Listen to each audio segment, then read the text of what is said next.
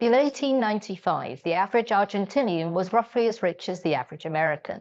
In 1995, the average American was 3.5 times richer than the average Argentinian. But why? Why did Argentina decline? So, in the final years of the 19th century, Argentina was seen as a potential great power. It had high levels of economic growth, mostly due to the export of meat and the massive inflow of European and American investment. Argentina's government at this point, though, was, to put it mildly, quite corrupt. Now, this growth couldn't last forever, and sure enough, it didn't, and growth rates slowed in the wake of World War I. Much of this was down to the fact that the countries investing in Argentina were now broke. Fortunately, though, in 1929, things got much better for Argentina, and by much better, I mean worse, because Great Depression. Now, like most nations, Argentina did not have a fun time during the Great Depression, and its primary export was hit pretty hard, but have no fear, Britain, Argentina's primary export market, was there to help and signed a deal with the Argentinian government. In this, Britain was granted a monopoly on selling coal to Argentina and also preferred trade status. And also, British companies would be allowed to effectively control the Argentinian meat market. Now, a country giving away control of its primary export may seem like a bad idea, and that's because it is. That said, the rulers of Argentina didn't care because this made them very rich. The economic collapse and slowdown in the wake of the Great Depression meant that your average Argentinian began to feel a lot poorer.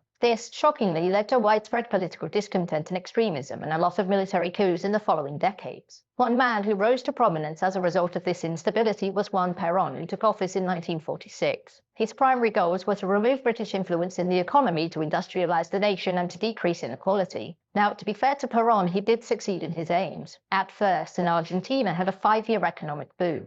However, this didn't last, and Perón's popularity declined as economic woes returned to Argentina. This was mostly due to the fact that he nationalized everything owned by foreigners, which scared off investors because nobody likes having their stuff taken. Perón was himself a victim of a military coup and spent about 20 years in exile, and during this time, Argentina never recovered. Spending couldn't be brought under control for several reasons. First, social programs and investment were extremely popular with the people. Second, the government had to spend lots of money on the military to maintain its power. And three, internationally, the Argentine peso was seen as worth less and less, which made imports much more expensive. Even when Perón returned as president in the 1970s, he couldn't fix these issues, which led to massive levels of polarization and, of course, inflation.